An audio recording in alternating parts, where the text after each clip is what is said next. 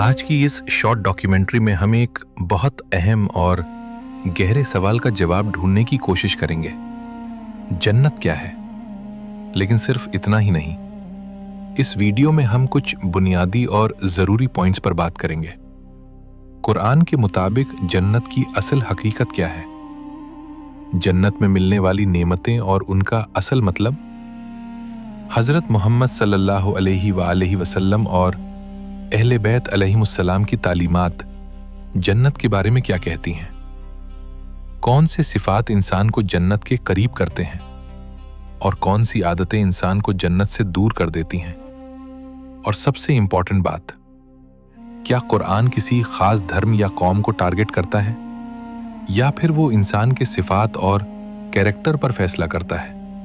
इस short documentary में हम ये भी समझेंगे कि एक्सट्रीमिस्ट ग्रुप्स ने जन्नत के कॉन्सेप्ट को कैसे गलत समझा, 72 हूर जैसे तसव्वुर की असल हकीकत क्या है और कुरान इन तमाम गलत फहमियों को कैसे रिजेक्ट करता है। तो आइए कुरान की रोशनी में जन्नत को समझते हैं। जरा सोचिए, अगर एक ऐसी जिंदगी हो जहां न कोई दर्द हो, न कोई गम, न मौत का डर, क्या यही जन्नत है?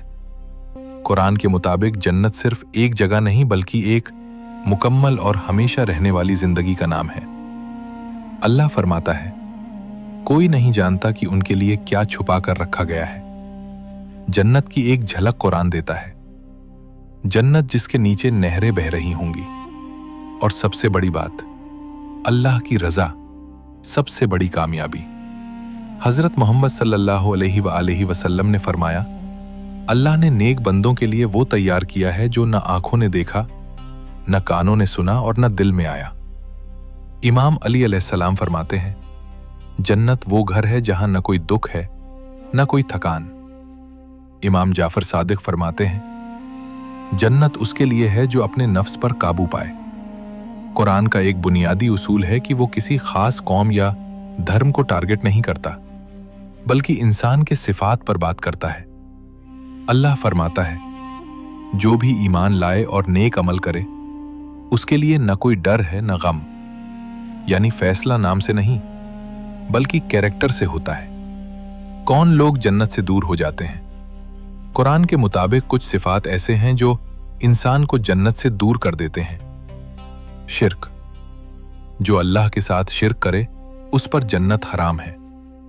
तफसीर में आया है कि कोई गुनाह करने वाला उसे जानता भी हो कि वो क्या कर रहा है, न कि अनजाने में। तकब्बुर यानी गुरूर, तकब्बुर यानी गुरूर करने वालों के लिए जन्नत के दरवाजे नहीं खोले जाएंगे। निफाक यानी हिपोक्रेसी, मुनाफिक लोग जहन्नम के सबसे निचले हिस्से में होंगे। जुल्म और कत्ल, जो किसी एक बेगुनाह को कत्ल करे तो गोया उसने पूरी इंसानियत को कत्ल किया। यानी मसला आइडेंटिटी नहीं, मसला कैरेक्टर है। आज कुछ एक्सट्रीमिस्ट लोग जन्नत का गलत तसव्वुर पेश करते हैं। वो कहते हैं कि खुदकुशी या दूसरों का कत्ल जन्नत का रास्ता है, लेकिन कुरान कहता है, अपने आप को हलाक मत करो। तो फिर कैसे मुमकिन है कि जन्नत का रास्ता खुदकुशी हो? यह बिल्कुल गलत है।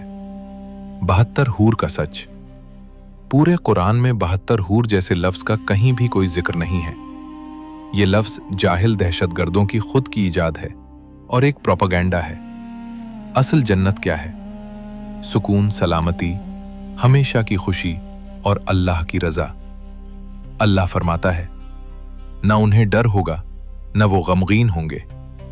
यानी जन्नत वो मकाम है जहां इंसान अपनी असल कामयाबी हासिल करता है। न कोई डर, न कोई गम, न कोई पछतावा। तो सवाल ये नहीं कि कौन सी कौम जन्नत में जाएगी, सवाल ये है हमारा ईमान और अमल कैसा है। क्योंकि कुरान के मुताबिक ईमान, सच्चाई, सब्र और इंसानियत ही जन्नत का रास्ता है। जन्नत उन लोगों के लिए है जो सच्चाई के साथ जीते हैं और जुल्म से दूर रहते हैं, न कि बेगुनाहों को मारते हैं। बेगुनाहों को मारने वालों के लिए सिर्फ जहन्नम है। यही है जन्नत जिसका वादा तुमसे किया गया था।